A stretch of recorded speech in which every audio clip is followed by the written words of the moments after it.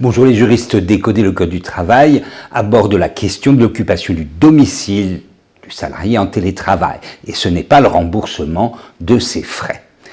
Léa est responsable de secteur commercial, elle ne revient au siège qu'une journée par semaine et la coordination du secteur a transformé son appartement en bureau quasi permanent. L'employeur doit-elle la dédommager pour cela?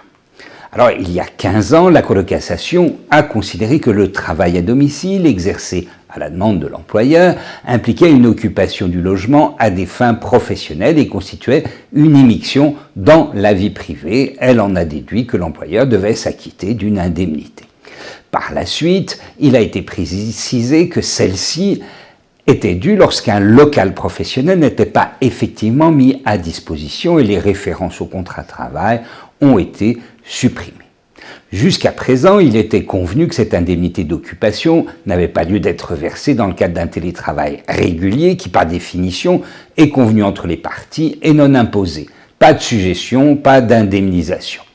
Mais la Cour de cassation n'est pas de cet avis dans une affaire jugée en mars 2025. Elle envisage une autre hypothèse de versement, celle où il a été convenu que le travail s'effectue sous la forme du télétravail.